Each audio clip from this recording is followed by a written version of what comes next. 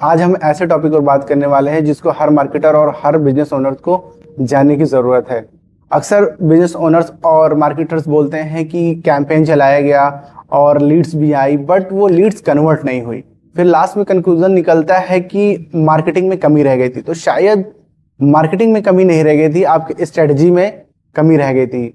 अगर मैं आपसे एक सवाल पूछूं कि अगर आपके पास आपने कैंपेन चलाया, लीड्स आई, उस लीड्स के आते ही क्या आपकी टीम ने या आपने खुद उसको फॉलोअप मैसेज भेजा 2 घंटे के अंदर?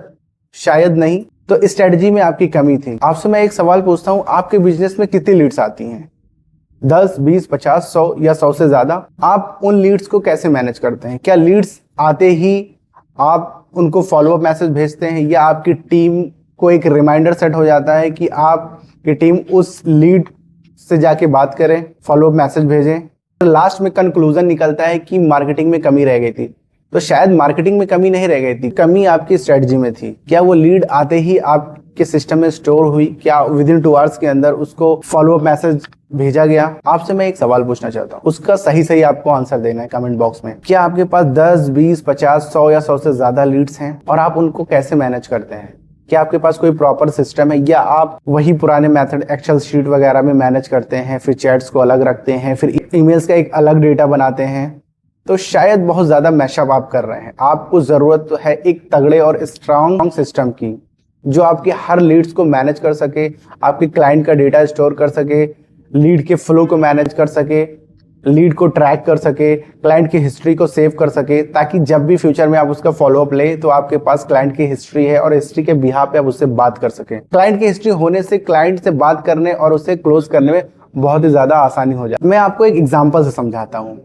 मान लीजिए आप किसी स्ट्रेंजर से मिलते हैं, तो उस स्ट्रेंजर को क्या आप डायरेक्टली कोई प्रोडक्ट सेल कर सकते हैं या उस प्रोडक्ट के बारे में बता सकते हैं? क्या सेल्स हो जाएगी? नहीं। जब भी हम कोई स्ट्रेंजर से मिलते हैं तो सबसे पहले हम उससे अपनी जान पहचान बढ़ाते हैं, यानी पहले हम उसके बारे में जानते हैं, वो हमारे बारे में जानता है, नंबर एक्सचेंज होते हैं, व्हाट्सएप पे चैट्स वगैरह स्टार्ट हो जाती है। देन धीरे धीरे जाके एक रिलेशनशिप बिल्ड होना स्टार्ट होता है। देन कहीं लास्ट में जाके हम अपने प्रोडक्ट को पिच करते हैं, देन हम उस कस्टमर को कन्वर्ट कर लेते हैं। सेम इसी मेथड को मार्केटिंग में भी यूज किया जाता है। लाइक आपने आईपीएल देखा होगा या मैच देखा होगा, वहाँ पे प्लेयर्स जो टी शर्ट पहनते हैं या फिर आपने बाउंड्री वॉल्स पे देखे होंगे तमाम एड्स चल रहे होते हैं, वो सब क्या है? वो एक मार्केटिंग ही तो है, बट वो एक स्ट्रेटजी के थ्रू परफॉर्म किया जाता है। लाइक सबसे पहले हम एक अवेयरनेस कैंपेन चलाते हैं, ठीक है ना? अवेयरनेस कैंपेन में क्या होता है, हम अपने प्रोडक्ट्स के बारे में लोगों को बताते हैं। देन क्या होता है, हम उस कैंपेन का लाइक ऑर्गेनिक मार्केटिंग करते हैं, लाइक सोशल मीडिया के थ्रू, और फिर देन हम पेड प्रमोशंस करते हैं। देन कस्टमर जब देखता है, उसको भरोसा होता है, वो कंसीडर करने लगता है कि हाँ ये भी कोई प्रोडक्ट है।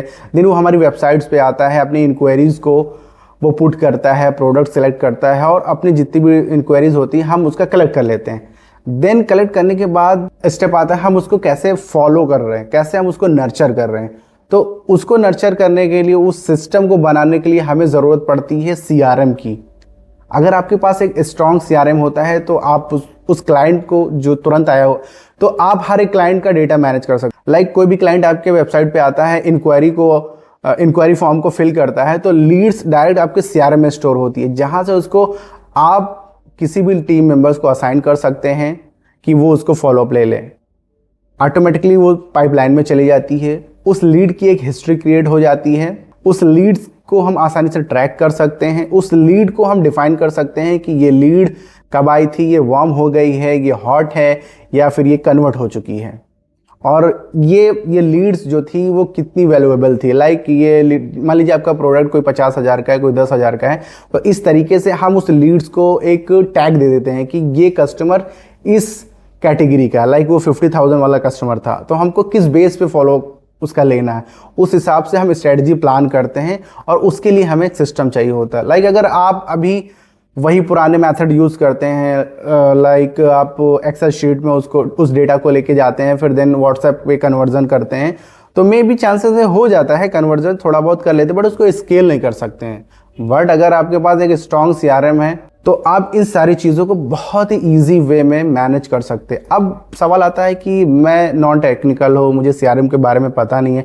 बट मैं भी सीआरएम यूज़ करके अपने बिजनेस को 2026 में स्केल करना चाहता हूँ। मैंने और हमारी टीम ने मिल के एक ईजी सीआरएम आपके लिए डिज़ाइन किया है, जो आप अगर नॉन टेक्निकल हैं या टेक्निकल हैं, आप इजीली अपने सिस्टम से, अपने मोबाइल से उसको ऑपरेट कर सकते हैं। आप इंटरेस्टेड हैं, डेमो लेना चाह रहे हैं, तो स्क्रीन पे कहीं ना कहीं आपको नंबर दिख रहा होगा, आप कॉल करके डेमो भी बुक कर सकते हैं। और इस चैनल को सब्सक्राइब करना ना भूलना और वीडियो को लाइक करना मत भूलना।